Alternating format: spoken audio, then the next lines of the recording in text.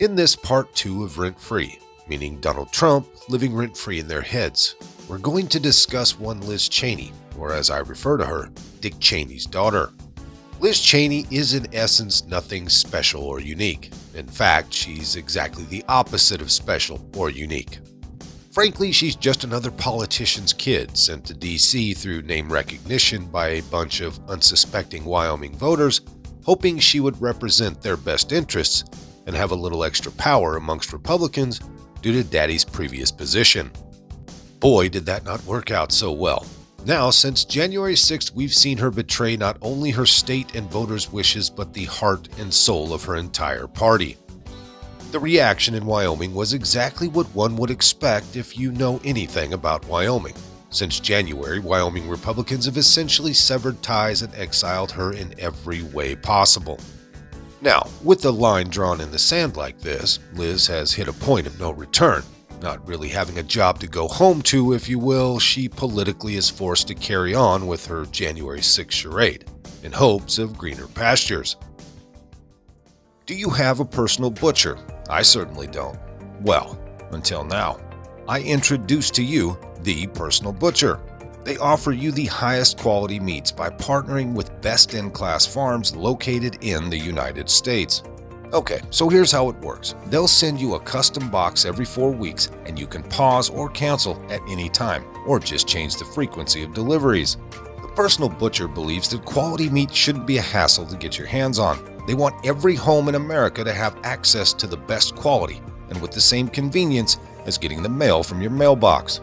So let's talk quality. They offer the best quality products raised here in the United States. Grass-fed beef, free-range chicken, anabolic-free pork. Their meat is 100% raised, processed, packed, and shipped in the United States. It's processed from family farms in Idaho, Montana, and Iowa. It's then packaged and shipped out of their Chicagoland area distribution center.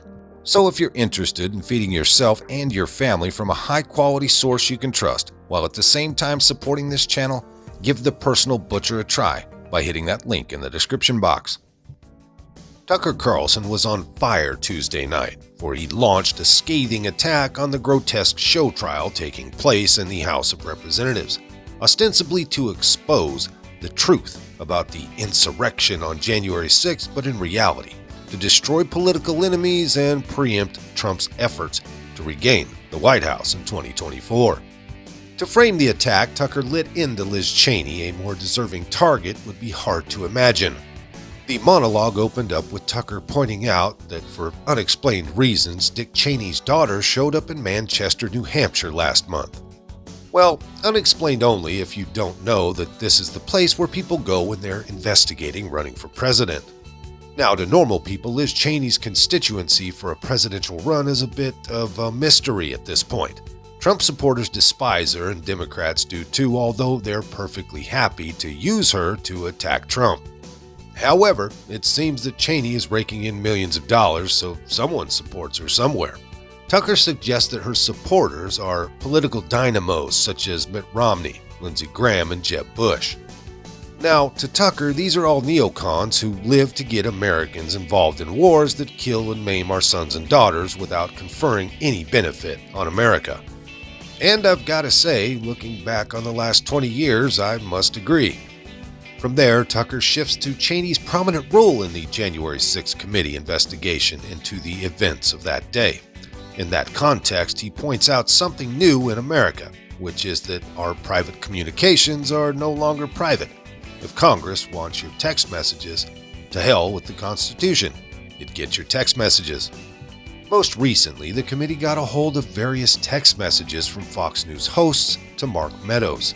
Dick Cheney's daughter read them out loud, of course, apparently so lost in her own hatred that she missed the fact that the texts actually proved there was no conspiracy behind any insurrection. Instead, of course, the text showed that the Fox folks were shocked by what was taking place at the Capitol, as was Meadows, and that he assured them he was working with Trump to get a statement together against the violence. I really have only one little quibble with Tucker's takedown of the Soviet-style committee, which is his claim that we know all about what happened there and whatever it wasn't an insurrection. In fact, we don't know all about what happened there. The Democrats are refusing to release 14,000 hours of footage. Given that, what little footage they have released shows A, mostly elderly people milling respectfully through the Capitol, awed at being there, and B, Capitol Police brutally beating protesters. There's good reason to believe that there's even more exculpatory evidence in Democrat hands that they're making sure not to release.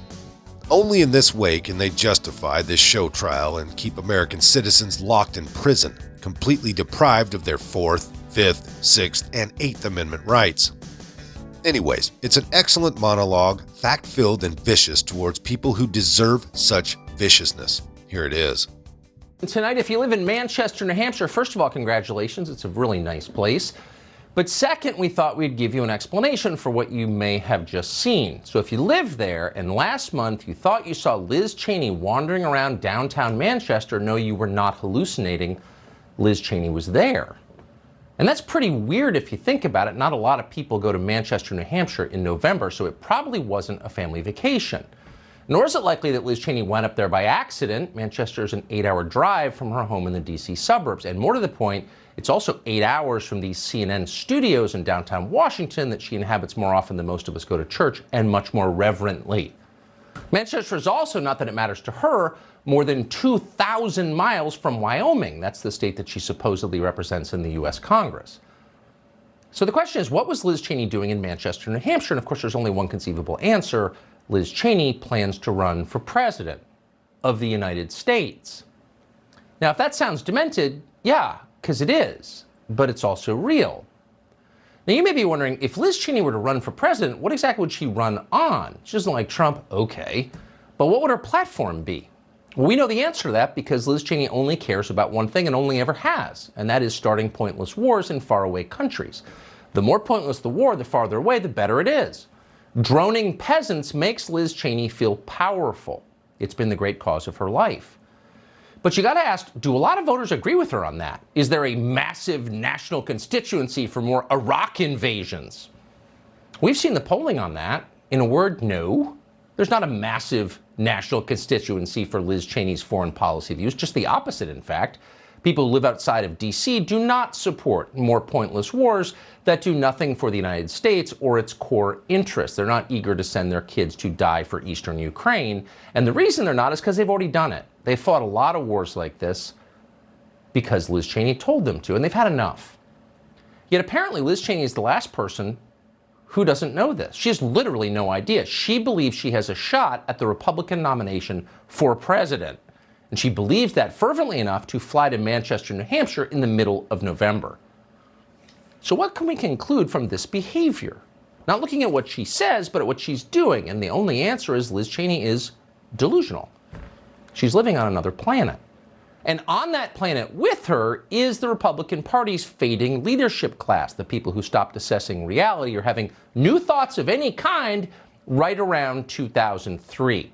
That's the era in which they are frozen in amber. And those people are sending Liz Cheney a ton of money, huge amounts of money, because they want her to run for president. Cheney has raised millions of dollars just this year, in part from political action committees run by Mitt Romney and Mitch McConnell and, needless to say, Lindsey Graham.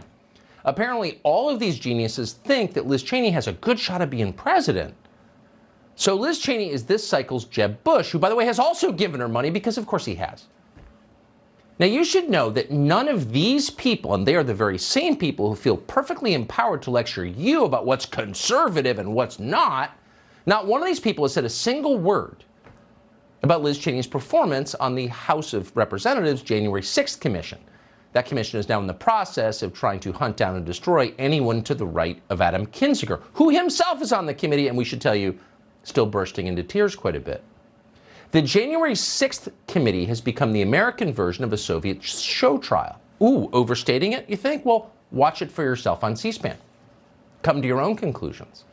We'll tell you this, the January 6th committee has somehow awarded itself the power to seize the personal communications of its political enemies and then make them public.